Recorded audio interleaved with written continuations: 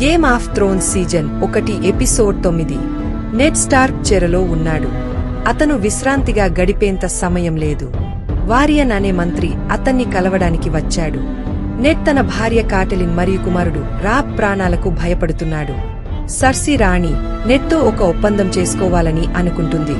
నెడ్ తన తప్పులను ఒప్పుకుంటే అతన్ని నైట్ వాచ్కు పంపుతారు. నెడ్ తన కుమార్తె సాన్సా కోసం ఇది చేయవలసి వచ్చింది. ఇటువైపు డోత్రాకి గిరిజన ప్రాంతంలో డెనెరిస్ తన భర్త ఖల్ డ్రోగో ప్రాణాలను కాపాడేందుకు ప్రయత్నిస్తుంది. డ్రోగో ఒక యుద్ధంలో గాయపడ్డాడు. మిర్రి మజ్దూర్ అనే ఒక వైద్యురాలు డ్రోగోను కాపాడతానని చెప్పింది. కాని ఆమె ఉద్దేశాలు మంచివి కాదు.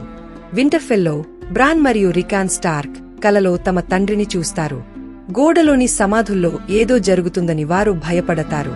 రాబ్ స్టార్క్ యుద్ధంలో పాల్గొంటున్నాడు. అతని సైన్యం లాన్నిస్టర్ల సైన్యాన్ని ఎదుర్కొంటుంది.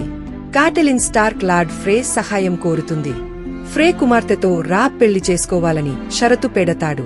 రాబ్ ఒప్పుకుంటాడు. రాబ్ లాన్నిస్టర్ల సైన్యాన్ని మోసం చేసి జైమీ లాన్నిస్టర్ను బందీగా పట్టుకుంటాడు. అతను నైట్ వాచ్ నుండి తన తండ్రికి సహాయం కోరుతున్నాడు. కింగ్స్ లాండింగ్లో నెడ్ స్టార్క్ ప్రజల ముందు తన నేరాలను ఒప్పుకుంటాడు.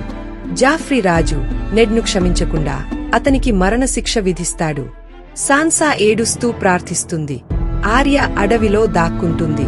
అంతిమంగా నెడ్ స్టార్క్ తల నరికి చంపబడతాడు. సాన్సా స్పృహ తప్పి పడిపోతుంది. ఆర్యని యోరెన్ అనే నైట్ వాచ్ సభ్యుడు రక్షిస్తాడు.